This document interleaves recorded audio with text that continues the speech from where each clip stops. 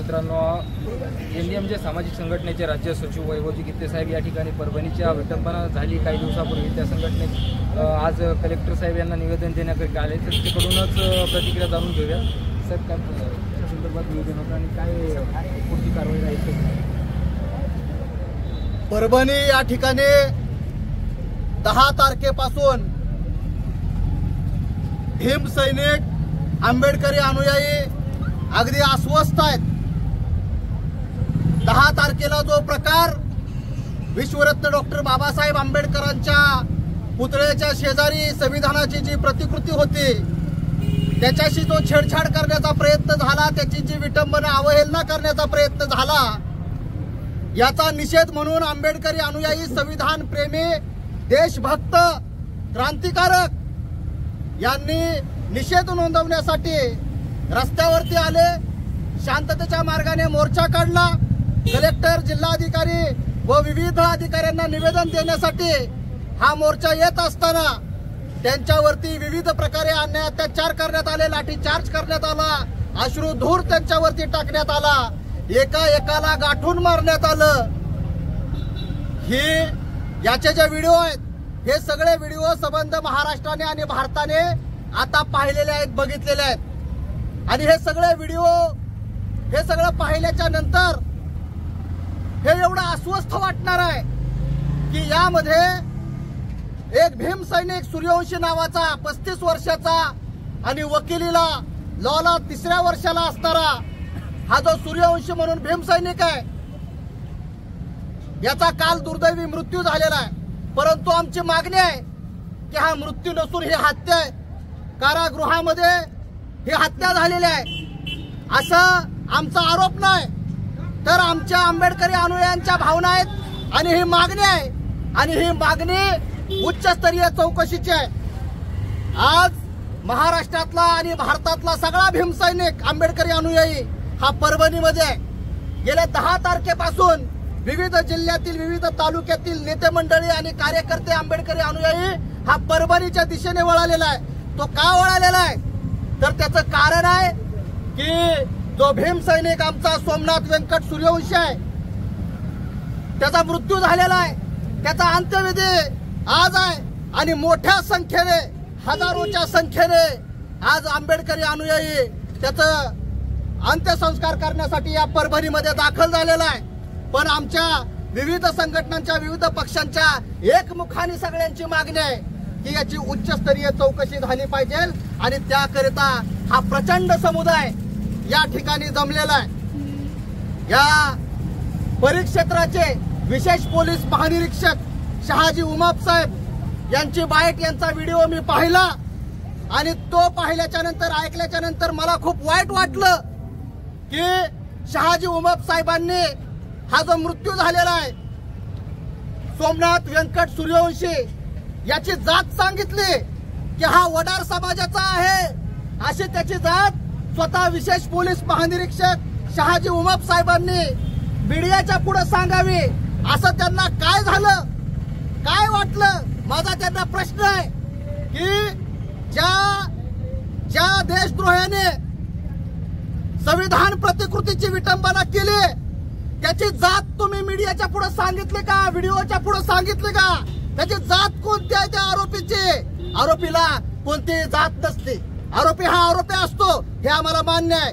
मग तुम्ही जो कारागृहामध्ये आमचा भीम सैनिक, संविधान प्रेमी, देशभक्त, क्रांतिकारक याचा मृत्यू झाला आणि त्याची हत्या झाली असं आमचं म्हणणं आहे, तर त्याची जात वडार आहे असं तुम्ही मीडियाच्या पुढे का सांगितलं?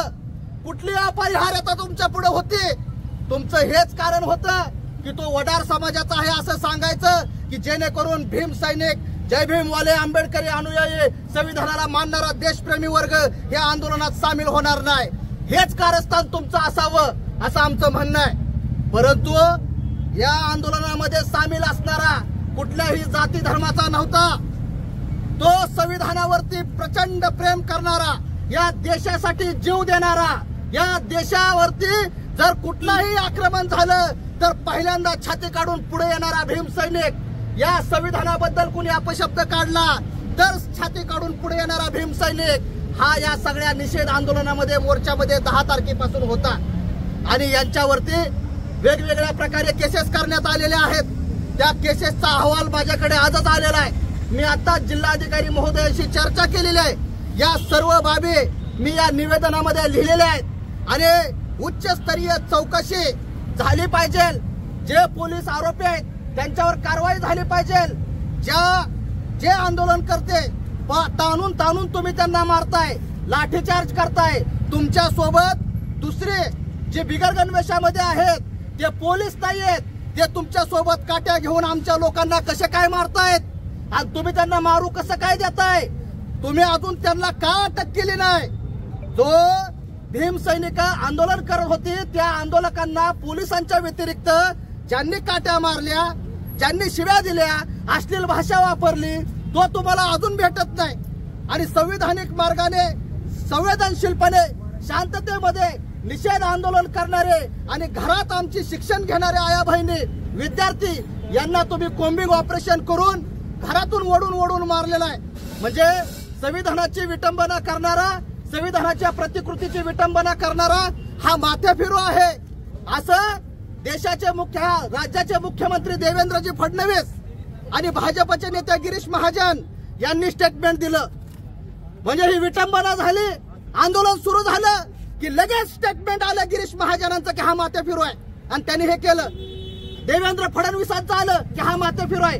अरे अजून स्टेटमेंट बाहेर नाही आलं, अजून डॉक्टरांचा रिपोर्ट बाहेर नाही आला, अजून कोर्टाने त्याचं जजमेंट दिलं नाही, अजून पंचनामा नाही, तोपर्यंत संविधानाच्या प्रतिकृतीची विटंबना करणारा माणूस हा माथेफिरू कसा होऊ शकतो? एवढ्या लवकर तुम्हाला कसं कळालं? आणि संविधानाच्या संदर्भामध्ये संवेदनशीलपणे शांततेमध्ये आंदोलन करणारी माणसं तुम्हाला दंगलखोर वाटतात, संविधानाचा अवमान करणारा तुम्हाला माथेफिरू वाटतोय आणि आमच्या लोकांना शांततेत संविधानाचा, अरे संविधानावरती एक शब्द जरी वाईट कोण बोललं तर आमची लोक रस्त्यावरती येणार, आमची माणसं आंदोलन करणार, संविधानिक पद्धतीने जाब विचारणार। हे आज नाही, अनेक कित्येक वर्षांपासून पिढ्या गेले आमच्या वाडवडिलांनी छातीवरती वार झेललेले आहेत संविधानावरती। आणि डॉक्टर बाबासाहेब आंबेडकरांच्या प्रती जर कुणी अवमान केला, अपशब्द वापरला तर आमचा समाज नुसता समाजच नाही तर या संविधानाला मानणारा देशभक्त क्रांतिकारक हा रस्त्यावरती उतरतो, 100% रस्त्यावरती उतरतो, आंदोलन करतो, मोर्चा काढतो। कारण त्याला माहित आहे की हे संविधान कसं लागू झालेलं आहे। हे संविधान लागू करण्यासाठी विश्वरत्न डॉक्टर बाबासाहेब आंबेडकरांना स्वतःचं रक्त आटवावं लागलेलं आहे, काय यातना सहन कराव्या लागलेल्या आहेत। हे सगळं माहिती असल्यामुळं या ठिकाणी संविधानावरती जर कोणी अपशब्द वापरला तर आमची माणसं तुटून पडतात। म्हणून समीर वानखेडे या उच्च पदस्थ अधिकाऱ्यावरती कारवाई करण्याची आली त्यावेळेस महाविकास आघाडीचं सरकार होतं, त्या केंद्रामध्ये बीजेपीचं सरकार होतं। बीजेपीचं सरकार केंद्रात असताना उच्च पदस्थ अधिकारी समीर वानखेडे यांच्या घरी जाऊन चौकशी करणारा राष्ट्रीय अनुसूचित जाती आयोग हा आता कुठं आहे? राज्याचा अनुसूचित जाती जमाती आयोग हा आता कुठं आहे?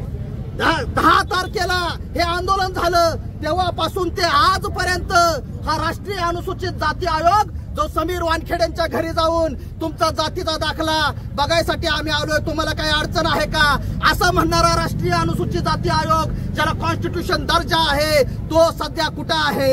एवढ्या माणसांवरती अन्याय झालेला आहे, आमची पोरं खोट्या गुन्ह्यामध्ये जेलमध्ये आहेत, अस्वस्थ आहे सगळा राज्य आणि महाराष्ट्र आणि भारतभरातून या घटनेची निंदा केली जात आहे, याचा निषेध केला जात आहे। असं असताना देशाचे मुख्यमंत्री, राज्याचे मुख्यमंत्री आणि देशाचे प्रधानमंत्री याच्यावरती काही बोलत नाहीत, कार्यकर्त्यांना काय बोलत नाहीत। आज मी पहिली मागणी अशी केलेली आहे की अंतरावली सराटे या ठिकाणी मराठा योद्धा मनोज जरांगे पाटलांच्या नेतृत्वामध्ये जे आंदोलन झालं होतं त्या आंदोलनादरम्यान सुद्धा लाठीचार्ज झाला होता आणि त्या ठिकाणी सुद्धा गुन्हे दाखल झाले होते अंतरावली सराटीमध्ये।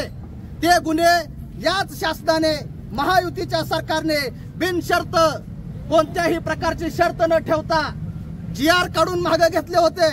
त्याच धर्तीवरती भीमसैनिकांवरती, संविधान प्रेमींवरती, देशावरती आतोनात प्रेम करणाऱ्या या भीमसैनिकांवरती, देशप्रेमींवरती जे गुन्हे दाखल झालेले आहेत, ते गुन्हे कशासाठी दाखल झालेले आहेत?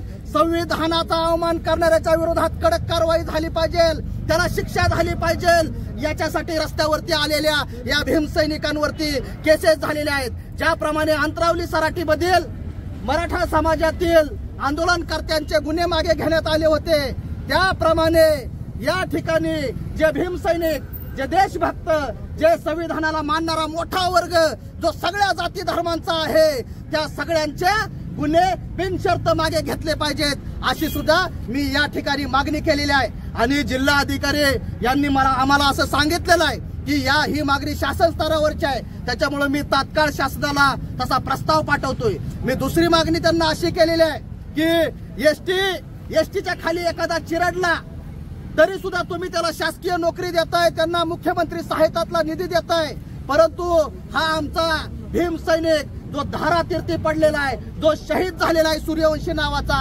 लॉ कॉलेजला तो 3ऱ्या वर्षाला होता, त्याला अद्याप 1ही रुपयाची मदत मुख्यमंत्री सहायता निधीमधून या मुख्यमंत्री आणि यांनी केलेली नाही. ज्या दिवशी सूर्यवंशी शहीद झाला, कारागृहामध्ये त्याची हत्या झाली असं आमचं म्हणणं आहे, त्याच दिवशी या महाराष्ट्र सरकारचा शपथविधी हा हिवाळी अधिवेशनाच्या दरम्यान नागपूर या ठिकाणी चालला होता.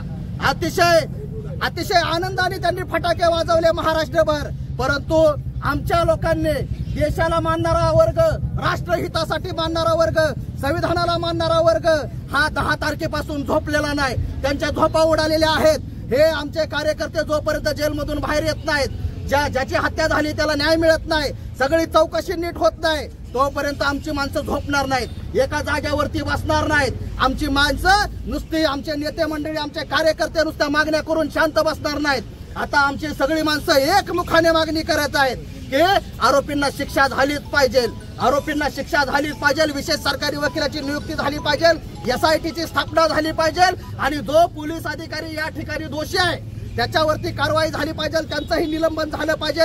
अशा सगळ्या मागण्या घेऊन आम्ही जिल्हाधिकाऱ्यांची भेट घेतलेली आहे. त्याच्यामुळं आरोपीला शिक्षा झालीच पाहिजे, आरोपीला शिक्षा झालीच पाहिजे, आरोपीला शिक्षा झालीच पाहिजे, आरोपीला शिक्षा झालीच पाहिजे, सरकारी वकिलाची नियुक्ती झालीच पाहिजे, सरकारी वकिलाची नियुक्ती झालीच पाहिजे. जय भीम, जय भीम, जय संविधान, जय संविधान, जय भीम, जय भीम, जय संविधान, जय संविधान, जय संविधान, जय संविधान, जय भारत, जय भारत, जय भारत, जय भारत. डॉक्टर बाबासाहेब आंबेडकरांचा जय हो, छत्रपती शिवाजी महाराजांचा जय हो, जय भीम, जय भीम, जय.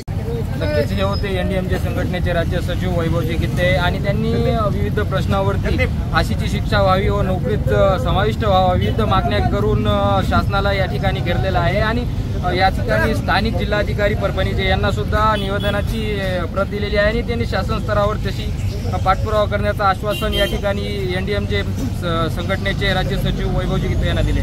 फैसल शेख, प्रखर लेखनी, परभणी. प्रखर लेखनी, लेख मराठी अस्मितेचा.